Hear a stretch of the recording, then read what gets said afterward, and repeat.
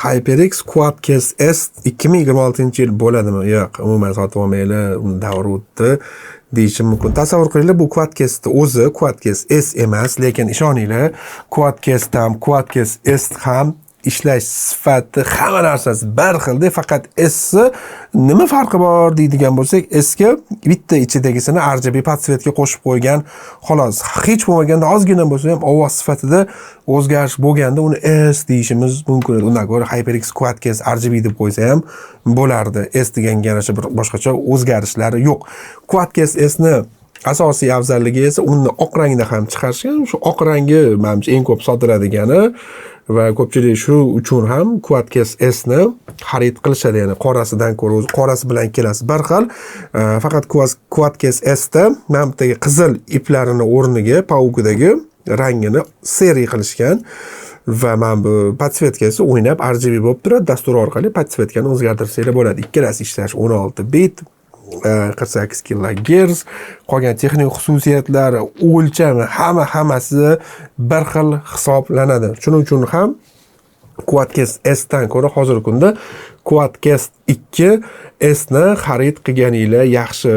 Deyarli narxlar bir xil, hatto undan arzonroq. Quadcast S dan ko'ra tasavvur qilinglar, Quadcast 2S arzon. Bunga sabab Edge Campers orqali o'tib tez kunlarda yoki videosi chiqqan bo'lishi kerak yoki endi chiqadi. Quadcast 2 ni obzorini ko'rsanglar bo'ladi. O'zingizlar uchun sifati bo'yicha, dizayni bo'yicha ancha katta o'zgarishlar bo'lgan, juda ham dahshatli katta o'zgarishlar bo'lgan deyishim mumkin. Dizayni ham ancha chiroyliroq ko'rinishga kelgan. Shuning uchun Quadcast olmoqchi bo'layotgan bo'lsanglar, arzimaydi. $60-70 mayli yaxshi holatda BUsi bo'lsa olishinglar tarafdoriman, lekin hozirgi kunda $140 Quadcast S olmanglar. O'z davrini o'tab bo'lgan, pensiyaga chiqqan o'sha paytni qirollaridan deyishim mumkin. Undan ko'ra yaxshi mikrofonlar ko'payib ketgan, oq rang kerak bo'ladigan bo'lsa, balki tez kunlarda kelib qolar. Edge Campersga Quadcast bu safar 2 ga oq rang qo'shishibdi. To'laqonli oq, faqat podsvetkasi o'zgarmas ko'k rangda yonib turar ekan. Quadcast 2 S esa hozircha oq rangi yo'q. Balki shu videodan keyin chiqqan bo'lishi ham mumkin. Aynan S seriyasida oldin teskarisi edi. Ya'ni Quadcast S faqat qora chiqqan edi. Oldin aksincha edi. Quadcastning o'zi bular qora chiqqan edi. Quadcast S da qora va oqi bor edi va mana bu podsvetkasi o'ynab o'zgarib turardi.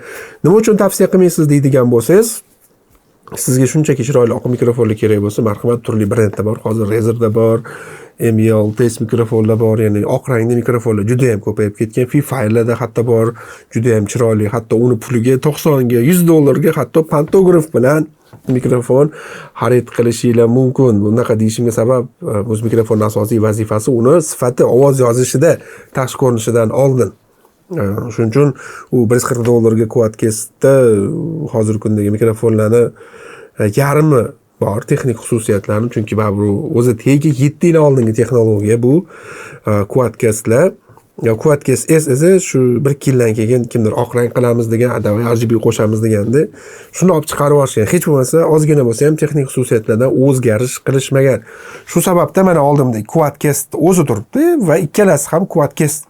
Sababi alohida palon pulga Quadcast S ni sotib olmoqchi edim. To'g'risini aytsam, keyin bitta podsvetkasi uchun sotib olamanmi deb yana qaytadan Quadcastni o'zini olganman. O'zi Quadcast 1 ni 2019 da oldim, buni 2023 olganman. Bitta jarayonga kerak bo'lib qoldi, to'g'ri aytganda podkastga. O'shanda yana qayta Quadcastni birinchisini xarid qilgandim, o'sha S ni olgandan ko'ra deb.